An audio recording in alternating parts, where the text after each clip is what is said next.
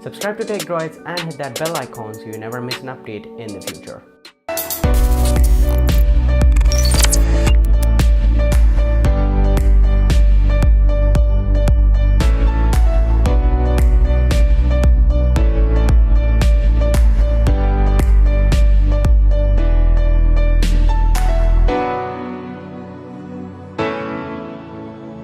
Yo, what's up guys, Yusuf here from Techdroids and welcome back to a brand new video on the channel. And in today's video, let's talk about the Google Pixel 3 and the Pixel 3 XL for one last time. In this video, I tell you guys about the marketing strategy that Google pulled off this year.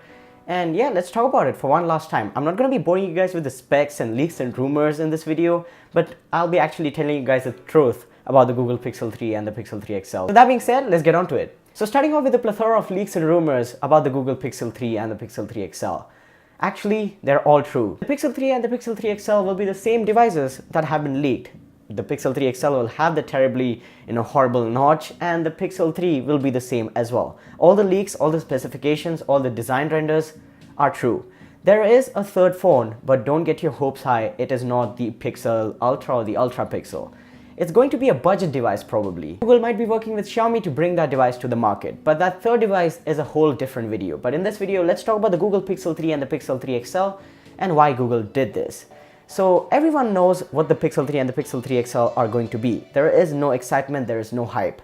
That means people don't have expectations from Google in next month's event. And even if the Google Pixel 3 and the Pixel 3 XL turn out to be these, same phones, people will not be disappointed. And that's why Google put out those leaks. The leaks were intentional and Google knew what they were doing. And yeah, they leaked these devices this year because they're working on the Pixel 4 and the Pixel 4 XL, whatever they're going to call those devices, and they're going to make them the best they have, like the best devices yet from Google. Because we'll not be disappointed, by the devices this year, and these devices will not cause any havoc in the market this year. Google can surprise us, Google can bring us their best devices next year. And yeah, that's the marketing strategy. Google doesn't want you to be disappointed in their event. That's why they've leaked, everything about the devices in advance. And I think this is a pretty good market strategy. If you can't bring around anything good in your event, if you can't launch a really good phone, don't make us excited and then disappoint us later. Just leak it at the start and then let it be. And yeah, a lot of respect to Google for this. Also, John Prosser from Front Page Tech made a really good video about this. I'll link his video down below. I couldn't explain the whole strategy in detail, but he did in a 10-minute video.